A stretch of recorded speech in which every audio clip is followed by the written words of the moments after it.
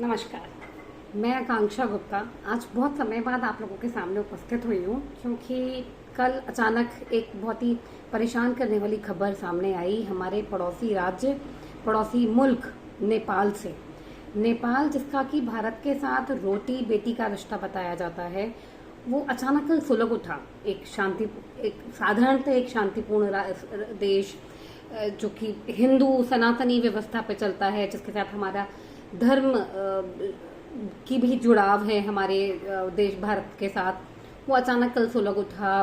बहुत सारे जाने की भी खबरें आई तो मन थोड़ा व्यथित हुआ। जाने किसी की भी नहीं जाने चाहिए, तो मैंने इस पर सोचा कि मैं आप लोगों से बात करूं।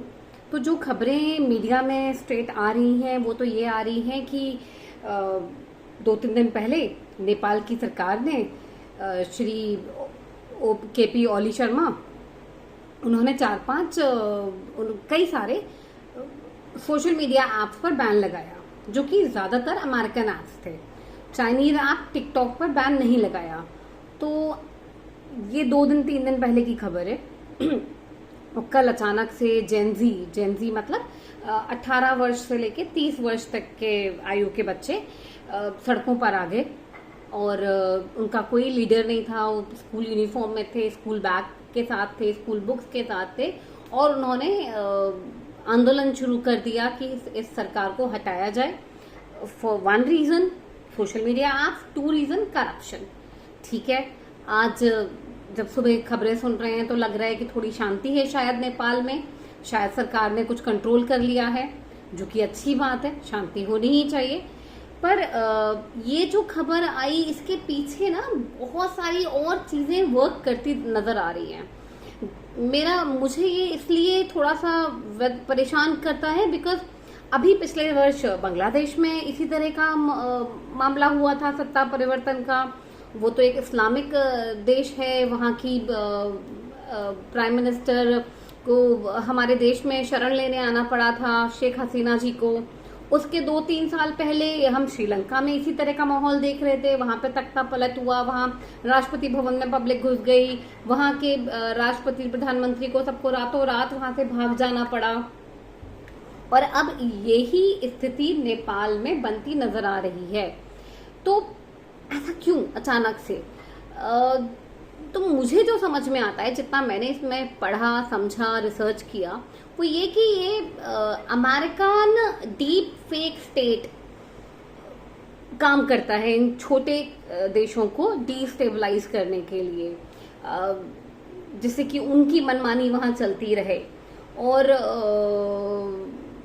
या फिर ये चाइना और अमेरिका के बीच की एक टसल वॉर भी हो सकती है। बिकॉज हम सबको पता है, अभी थोड़े दिन पहले चाइना में एससीओ समिट हुई थी, हमारे प्रधानमंत्री श्री नरेंद्र मोदी जी भी वहां गए थे।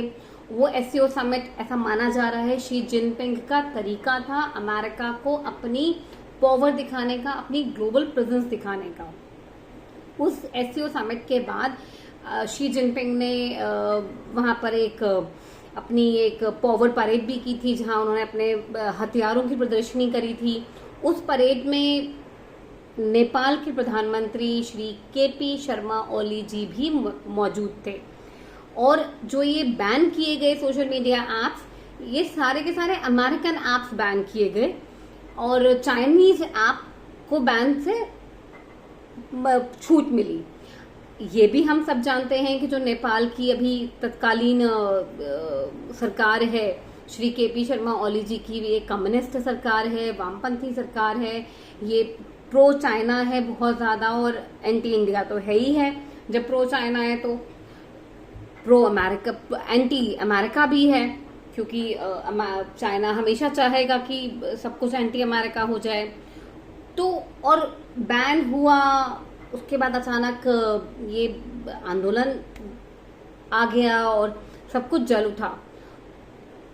अब चिंता की बात यह है कि अगर इस तरह से कि बड़े बड़े देश, चाइना और अमेरिका जैसे देश अपने पावर प्ले के लिए, अपने पावर प्रदर्शन के लिए इस तरह से छोटे देशों को परेशान करेंगे, तो ये अच्छी बात तो नहीं है। भारत का इसमें बहुत महत्वपूर्ण रोल है।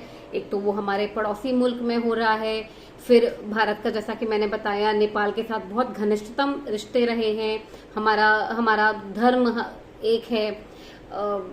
तो मुझे उम्मीद है कि भारत सरकार इस बारे में बहुत चिंतित होगी, अपनी पैनी नजर बनाए हुए होगी, क्योंकि हर देश और हर देश के लोग सुख से, चैन से, शांति से रहें, ये हर मनुष्य का अधिकार है।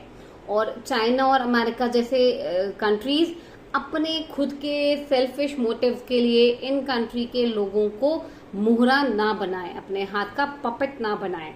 यही मेरी रिक्वेस्ट है, यही मेरी भगवान ईश्वर से प्रार्थना है।